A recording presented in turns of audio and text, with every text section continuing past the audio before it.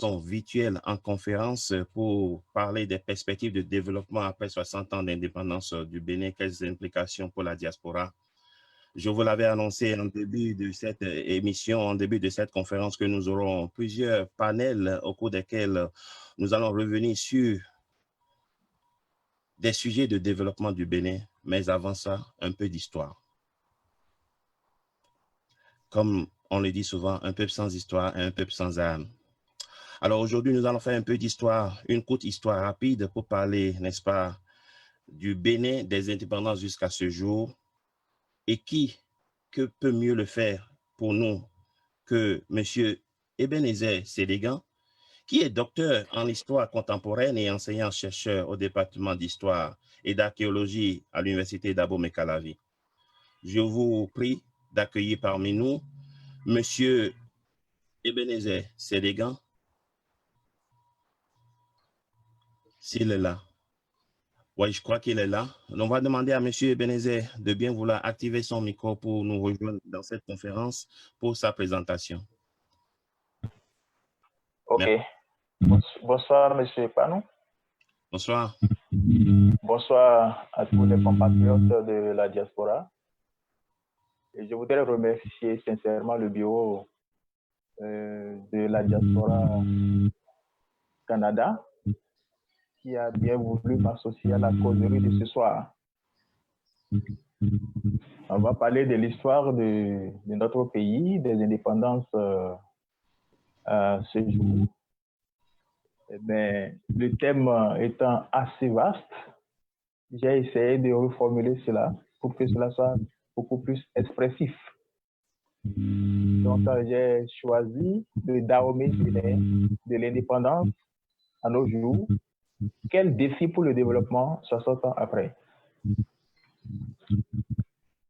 60 ans d'indépendance du Dahomey d'hier et du Bénin d'aujourd'hui, que de temps passé depuis le 1er août 1960. En ce 1er août 2020, le moment est ainsi arrivé pour marquer un arrêt en vue d'examiner le chemin parcouru, de procéder à un bilan objectif et sans équivoque de la gestion de cette indépendance, de scruter les possibilités d'un avenir qui garantit la prospérité, le progrès à toutes les Béninoises et à tous les Béninois.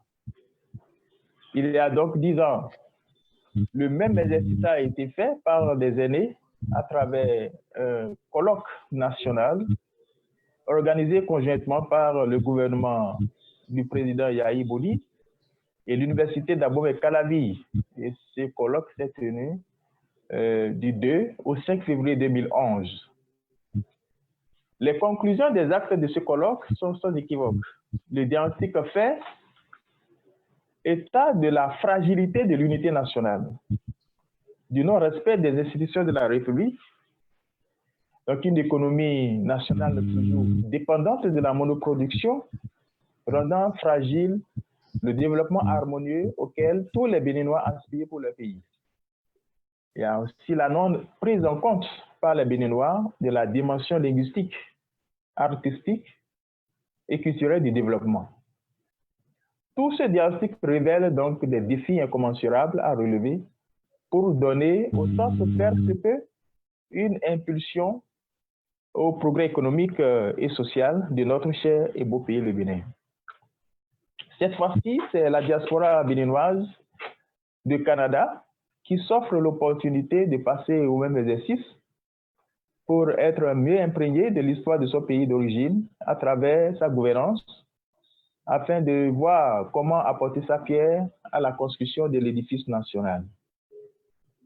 C'est pourquoi la réflexion précédant l'action se loue la présente initiative et m'en réjouis car elle ouvre des opportunités d'une coopération agissante entre la diaspora et sa terre natale. Une dynamique nécessaire est donc indispensable à la mise en œuvre, à la mise en commun des ressources humaines, matérielles et financières pour l'œuvre de construction nationale. C'est pourquoi la participation à cette causerie en tant qu'historien se manifeste à travers la présentation du thème suivant. Le Dahomey bénin de l'indépendance à nos jours, quel défi pour le développement 60 ans après? Ma communication se propose d'explorer la problématique de la gestion du développement de notre pays en mettant en exergue le sentiment général sur l'échec de notre accession à l'indépendance nationale et à la souveraineté internationale depuis 1960. Dans cette perspective, deux questions taraudent l'esprit. Comment les Dahoméens d'hier, béninois d'aujourd'hui, ont-ils pu envisager et mis en œuvre le processus de développement de leur pays? Quel est le bilan qu'on peut faire de l'état actuel de développement de notre pays? La liste des questions peut s'allonger indéfiniment, si tant est que le chemin parcouru ne fait que 6 décennies. Donc, les problèmes qui se suivent, qui se posent à notre pays et qui freinent le développement sont innombrables. La réponse à ces interrogations doit relever d'une analyse historique profonde à travers une étude rétrospective des contingences historiques déterminantes. L'histoire de notre pays est divisée en 3 périodes correspondant à des événements majeurs qui ont opéré des mutations profondes qu'il convient d'examiner pour en déterminer l'impact sur le processus de développement de notre pays. La période allant de 1960 à 1972 est marquée par une instabilité politique sans précédent. La période de 1972 à 1990, dite période révolutionnaire, marque la rupture avec l'ordre néocolonial mis en place après l'indépendance, et la période allant de 1990 à nos jours, dite l'ère du renouveau démocratique en cours dans notre pays. Mais avant d'aborder l'histoire du pays à partir de 1960, et ayant conscience de ce que, à partir de 1960, nous avons eu droit à une instabilité politique, il était normal que nous puissions évoquer l'héritage économique de la colonisation à la veille de l'indépendance. Alors, puisque cet héritage économique ou ces héritages économiques ont beaucoup joué dans l'instabilité politique que nous avons connue à partir de 1963, année de la chute de la Deuxième République, et la suite jusqu'à 1972. Alors, qu'est-ce que nous avons hérité de la colonisation? Nous avons hérité de la colonisation une infrastructure au service de l'économie de traite. Alors, ces infrastructures obéissent à la logique coloniale de rendre la colonie utile à la métropole. Les routes étaient donc destinées à drainer les produits agricoles vers la mer avant d'être convoyés vers la métropole, puisque c'était exactement même le but même de la colonisation. C'est purement économique. Nous avons hérité d'une industrialisation très limitée, puisque les unités industrielles étaient destinées à faciliter le conditionnement des produits pour ne pas constituer d'obstacles majeurs aux industries métropolitaines. Entre 1950 et 1953, 4 huileries sont installées à Avrancourt, Bada, à Hozon et Boycon, et des usines de grenaille de coton sont installées à Kandi, Djougou et Savalou. Il n'y avait pas d'industrie lourde. Alors, pendant ce temps, par rapport à la population, nous avons hérité d'une population qui était en pleine expansion. La population dahomienne est passée de 1 016 000 habitants en 1926 à 2 016 000 en 1961, soit une augmentation de 100% en 35 ans. Et ceci est lié à l'amélioration des conditions d'hygiène et des progrès dans le domaine de la santé publique. Alors, nous avons été confrontés à de réels problèmes de développement. Parce que cette progression démographique qui devait impulser la production est devenue un facteur de régression économique. Le monde rural était en agonie parce qu'une agriculture très peu mécanisée, alors qu'elle fournit 95% des ressources d'exploitation et emploie plus de 80% de la population. Il y a eu des tentatives d'organisation des paysans pour booster la production dès 1951 avec la création de l'Union des coopératives du Dahomey et des mutuelles agricoles en 1957. Mais ces initiatives ont échoué. À l'indépendance, le président Hubert Manga a initié les champs collectifs qui ont aussi échoué.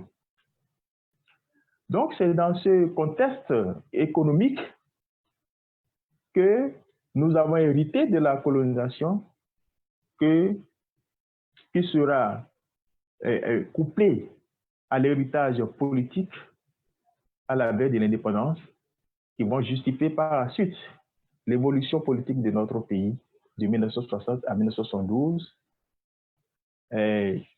marquée par une instabilité politique. Alors, par rapport aux héritages politiques, de quoi avons-nous hérité? Nous avons hérité de la division de la classe politique dahomienne. Alors que la classe politique était unie avant la proclamation de l'indépendance.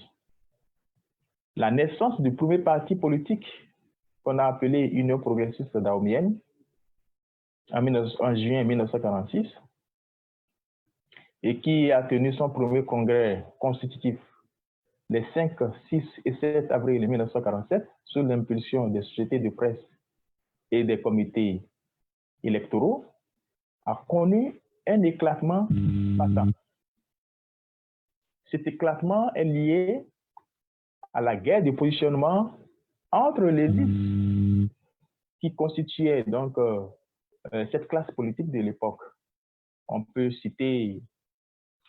évoquer ici la guerre de positionnement entre Émile Poisson et Souroumbéga Akiti pour l'élection du 11 novembre 1946 à l'Assemblée nationale française et au Grand Conseil à Dakar. Il y a eu une opposition du comité directeur donc, du parti UPD pour cumul de postes de conseiller de la République qui lui avait été promis. On a refusé aussi à Justin Tométien Aomadegbe d'être candidat à Porto-Novo parce qu'il était un fond d'Abomey. C'est sur fond de ces considérations ethnocentriques et régionalistes qu'on a assisté à l'éclatement du premier parti politique, l'UPD, au Dahomey. Donc, de l'UPD, on a assisté à la naissance du BPA, Bloc populaire africain, qui est devenu UDD. C'est un parti qui a été créé par Émile Poisson et Aomadegbe. On a assisté en 1951 à la création du groupement ethnique du Nord par Hubert Kutukumaga. Et puisque la dénomination du parti était sujet donc, à beaucoup de critiques, le GN a été transformé en mouvement démocratique dahoméen en 1956 et RDD, Rassemblement démocratique dahoméen, en 1957. Et à la création du PRD en 1951, Parti républicain du Dahomey, par Akiti, lors donc du renouvellement de l'Assemblée nationale française. Alors, les rivalités entre ces trois partis politiques vont les éloigner de la contestation radicale du pouvoir colonial à la faveur des réformes du général Charles de Gaulle, réforme de l'Union française, la loi cadre de la communauté franco-africaine, qui leur ont fait goûter aux délices du pouvoir. Donc, on a assisté à une parfaite entente entre la classe politique dahomienne et la France jusqu'à la veille de l'indépendance ou au référendum gaulliste du 28 septembre 1968, le Dahomey, à travers ses leaders, a accepté d'appartenir à la communauté comme État autonome et dont l'indépendance a été proclamée le 1er août 1960 en rupture avec la France. Donc, nous allons aborder l'instabilité politique de notre pays de 1960 à 1972. Nous avons déjà évoqué les facteurs, l'héritage économique et l'héritage politique. C'est dans ce contexte que nous sommes admis, nous avons accédé à l'indépendance. Mais il est aussi normal d'évoquer les facteurs économiques qui ont favorisé ces remises en cause des régimes, ces coups d'État qu'on a opérés depuis 1963 à 1972. Il y a des facteurs économiques qui ont rendu favorables ces coups d'État.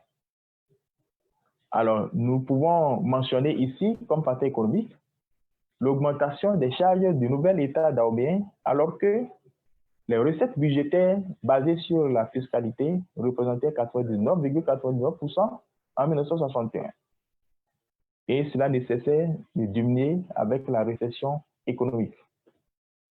Dans le même temps, par une démographie galopante, passant de 2 millions 150 000 habitants en 1961 à 2 718 000 habitants en 1970. On a aussi noté une pléthore de l'effectif des agents de la fonction publique, passant de 10 000 agents en 1960 à environ 19 000 en 1968. Et ceci est lié au reversement d'une grande partie des salariés expulsés de la Côte d'Ivoire, du Niger et du Congo à partir de 1958. Comme autre facteur favorable, la part des salaires dans le budget de l'État était écrasante, soit 80% en 1962, ce qui ne favorise pas les investissements destinés à améliorer les conditions de vie des populations, en majorité rurales. Malgré le poids lourd de la fonction publique, elle était aussi gangrénée par la corruption, qui s'illustre par des détournements et des scandales politico-économiques et financiers au sommet de l'État. Pour rappeler, comme en décembre 1963, le président Hubert Maga et quelques-uns de ses collaborateurs, dont Bertin Borna, ont été accusés de malversation financière, de détournement des deniers publics. La conséquence logique de cet état des choses est l'accroissement des déficits budgétaires, obligeant l'État à recourir régulièrement aux aides extérieures qui renforcent sa dépendance vis-à-vis de l'extérieur. Il faut noter que l'aide multilatérale représentait 90,94% de la valeur totale des investissements réalisés et était chiffrée à 69 milliards 762 millions 762,42 millions entre 1960 et 1973. Les investissements concernaient les domaines de l'agriculture, des infrastructures routières et portuaires et sociales. L'investissement effectué sur fonds publics et privés n'est chiffré qu'à 3 milliards 138 millions de 291 000 de francs CFA, soit 4,22%, et 3 milliards 598 millions, soit 4,84%. Il faut retenir donc que, tout de même, que la conjoncture politique nationale n'avait pas favorisé un afflux régulier de l'aide extérieure, de l'aide française, qui était un objet de chantage et des investissements privés. Alors, voilà le décor planté, les conditions qui ont rendu possible et favorable l'instabilité politique que nous avons observée dans notre pays au lendemain de l'indépendance.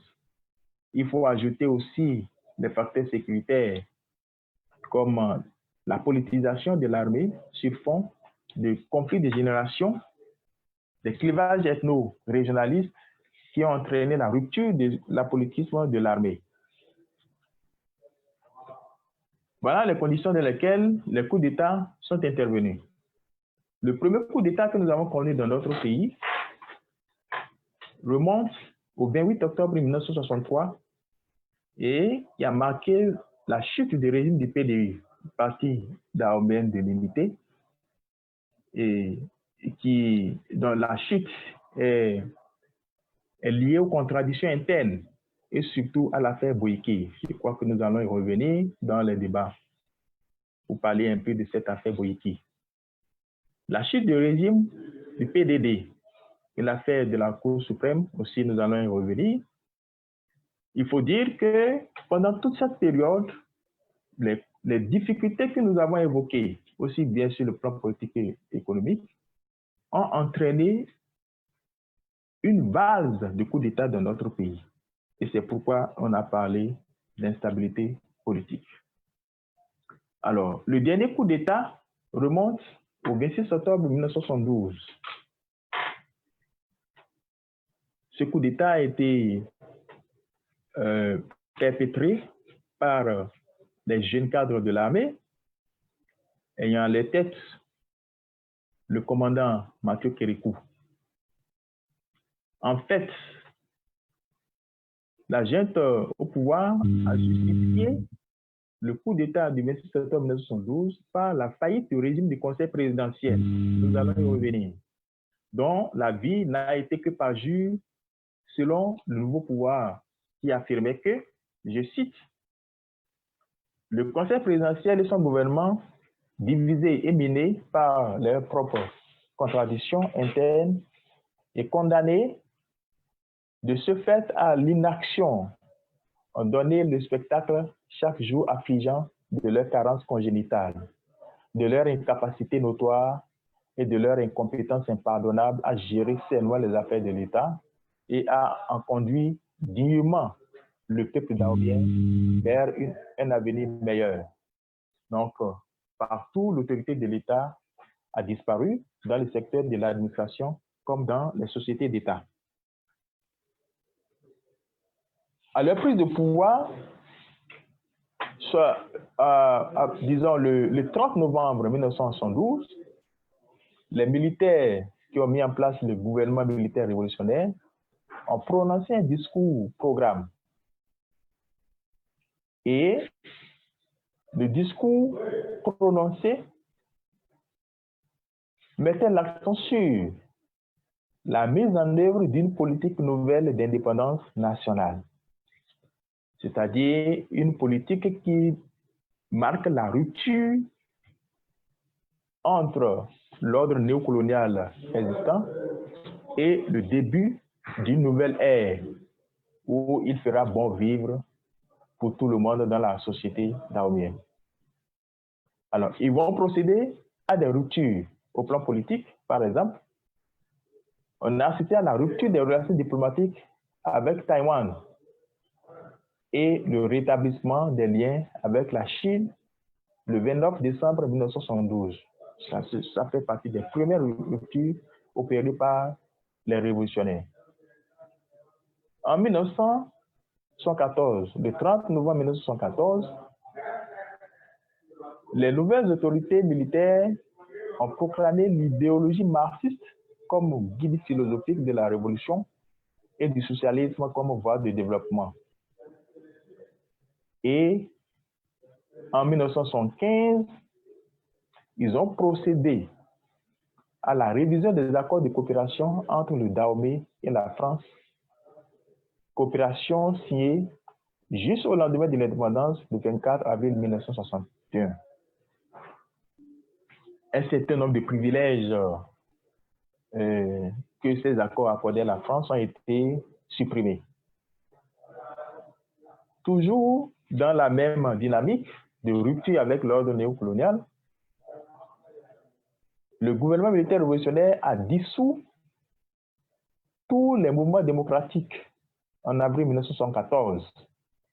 Et en 1975, on a créé le Parti de la Révolution populaire du Bénin et ses filiales, l'OFRB et l'OJRB. OFRB veut dire Organisation des femmes révolutionnaires du Bénin et l'OJRB, Organisation des jeunes révolutionnaires, de la jeunesse révolutionnaire du Bénin. Le mouvement révolutionnaire s'est radicalisé, surtout avec l'agression du 16 janvier 1977. Donc voilà, sur le plan politique, ce qui a été fait par les nouvelles autorités révolutionnaires. Sur le plan économique, et c'est là ce qui est très important à reconnaître, on est parti de l'économie libérale à l'économie dirigée ou planifiée. L'État était devenu le maître du jeu économique. On a élaboré des programmes économiques en s'inspirant du discours-programme du 30 novembre 1972. Et ces programmes s'inscrivent dans la ligne droite de ce qu'ils ont appelé à l'époque la politique nationale d'indépendance, la politique nouvelle d'indépendance nationale. L'État a donc cessé d'être spectateur du jeu économique pour devenir le maître par la prise en charge progressive des secteurs vitaux de l'économie et des mesures annoncées dans ce sens. C'est dans cette foulée qu'il y a eu des vagues de nationalisation par la signature d'une série de conventions à travers lesquelles l'État rachetait les sociétés et entreprises antérieurement aux mains des privés. Les nationalisations avaient pour objectif principal d'accumuler les ressources au profit de l'État afin d'amorcer le développement, le décollage économique. C'est ainsi que le 12 janvier 1973, il y a eu la signature du contrat par lequel l'État rachetait la Compagnie centrale de distribution d'énergie électrique, OCDEE, qui est devenue le 2 février 1973, Société dahoméenne d'électricité et d'eau, SDEE. Le 2 février 1973, le Conseil des ministres adopta l'ordonnance qui fait obligation à toutes les entreprises industrielles et commerciales installées au Dahomey d'y domicilier leur siège et d'y tenir leur comptabilité. En novembre 1973, la Société nationale de coton, Sonaco, est venue remplacer officiellement la Compagnie française de développement du textile, CFDT. Le 3 avril 1974, la Société dahoméenne pour le développement de l'industrie et du commerce, SODAEC, devint propriété exclusive de l'État. La brasserie Sobrado, une filiale du groupe français Sogepal, a été aussi nationalisée en juin 1975. Et bien d'autres sociétés ont connu un accroissement de la participation de l'État dans leur capital social. Toujours par rapport à l'option économique faite, c'est-à-dire le socialisme économique, les autorités révolutionnaires ont élaboré ce que l'on a appelé le plan triennal d'État, qui couvre la période allant de 1977 à 1980. En effet, ce plan a été élaboré par une commission technique composée de cadres béninois et inspiré du discours-programme de novembre 1912 et celui de l'orientation nationale de novembre 1974. Ce plan est doté d'un montant prévisionnel de 243,9 milliards répartis entre les secteurs d'activité économique, dont surtout l'agriculture et l'industrie, qui occupent 45% donc dans le budget prévisionnel.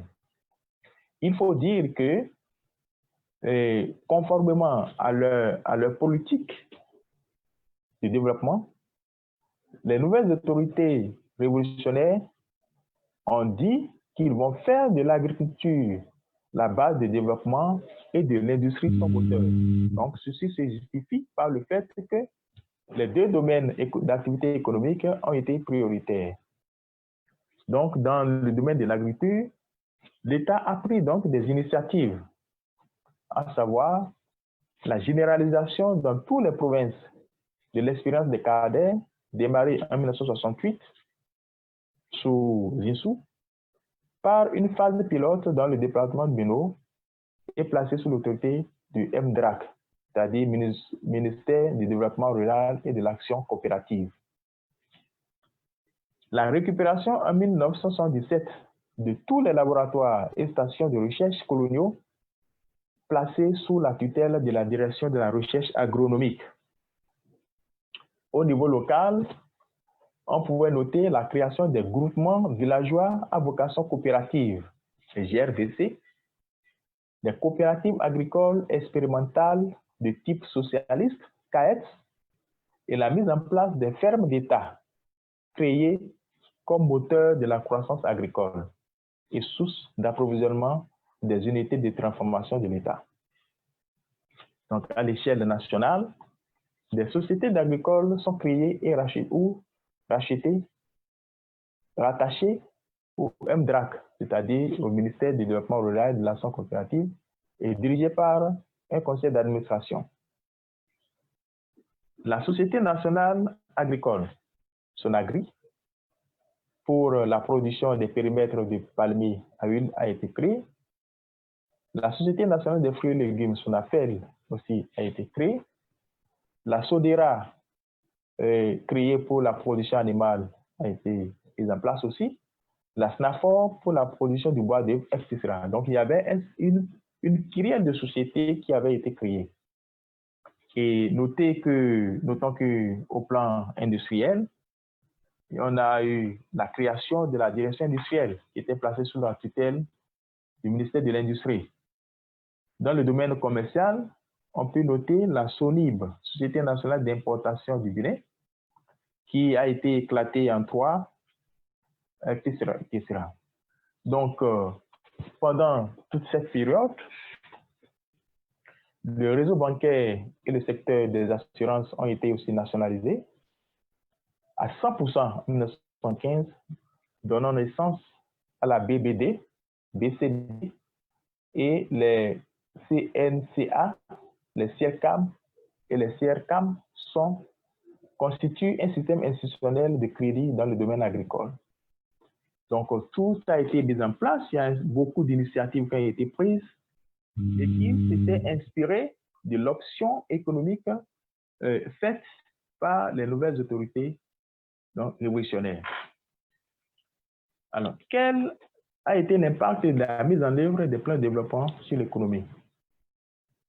La mise en œuvre des plans de développement ainsi que les nationalisations antérieures ont impulsé à l'économie une expansion régulière et soutenue entre 1973 et 1982, ce qui a permis un accroissement des investissements publics passé de 7,5 milliards en 1972 à 30,52 milliards en 1979. On a assisté aussi à l'émergence du coton suite au déclin du palmier à huile qui était le premier produit d'exportation du Dahomey. La production cotonnière a atteint 45 000 tonnes entre 1981 et 1982 et a représenté 67% de la valeur totale des exportations contre 22% en 1961. Donc, il y a eu de bons formidables dans la production cotonnière. Mais ce qu'il faut,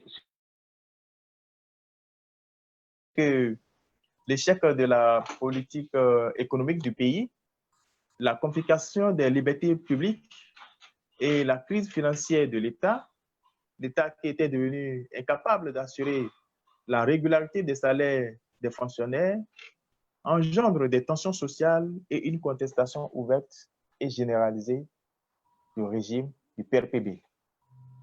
Les mouvements dirigés par le Parti communiste du Bénin, PCB, grand mobilisateur des masses, des enseignants, des élèves étudiants de l'Université d'Abomey-Calavi, de l'Université nationale du Bénin à l'époque. Aujourd'hui, c'est l'Université d'Abomey-Calavi. L'État est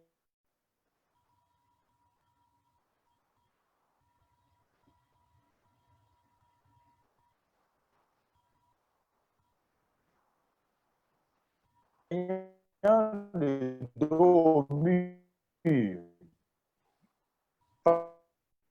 face au déséquilibre économique, financier,